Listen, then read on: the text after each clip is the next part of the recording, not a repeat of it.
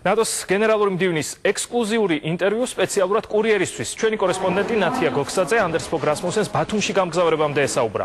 საქართველოს ურთიერთობა ალიანსთან და რუსეთთან, ჩვენი ქვეყნის როლის საერთაშორისო ტერორიზმთან ბრძოლაში და ასე შემდეგ.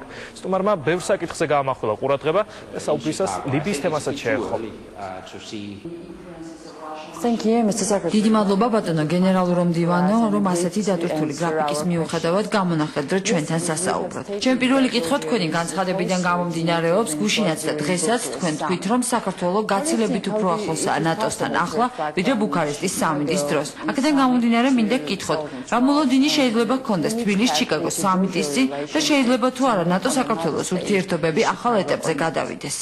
I hope that we will be able to. მე ვიმედოვნებ, რომ ნატოს ჩიკაგოს სამიტზე გვექნება საშუალება საქართველოსთან დაკავშირებით ახალი ნაბიჯები გადავდგათ, მაგრამ ჯერ ნაადრევია იმის თქმა, თუ კონკრეტულად რას გავაკეთებთ. საქართველოს სერიოზულ პროგრესს მიაღწია, გაატარა აუცილებელი რეფორმები. თქვენი ქვეყანა არის ძალიან დიდი და მნიშვნელოვანი მონაწილე ნატოს ავღანეთის ოპერაციაში.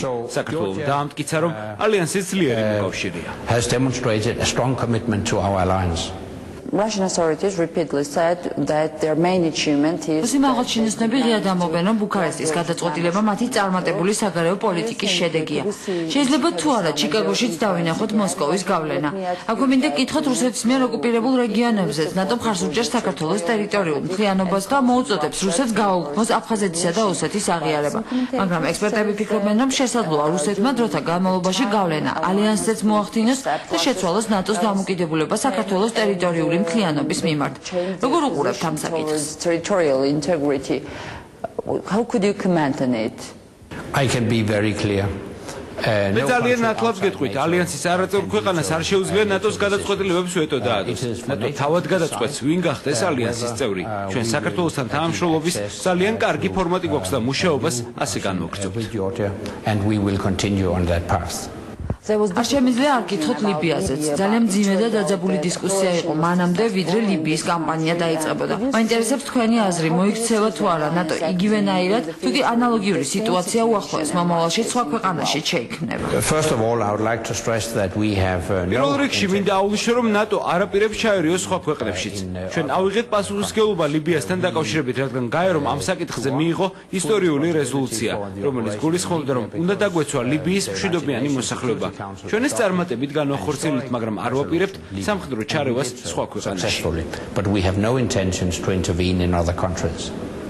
Thank you, and the last question about Afghanistan. ნატოს ოპერაციას შევეხეთ, აქვე გითხავთ ავღანეთზეც. ალიანსი კვლავ რთულ მისიას ასრულებს ამ ქვეყანაში, ამ პროცესში ქართველი ჯარისკაცებიც მონაწილეობენ.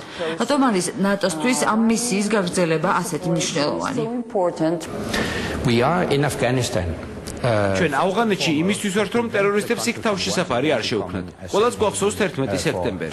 იმ ტერორისტებს, რომლებიც მაშინ შეერთებულ შტატებს დაესხნენ თავს, ფესვები ავღანეთში ჰქონდათ გადმული. ეს არის მიზეზი, რის გამოც ალიანსი ამ ქვეყანაში ოპერაციას ატარებს და რის გამოც ასეთ მაღალ შეფასებას ვასწრებთ ავღანეთის სამშვიდობო მისიაში ქართველების მონაწილეობას.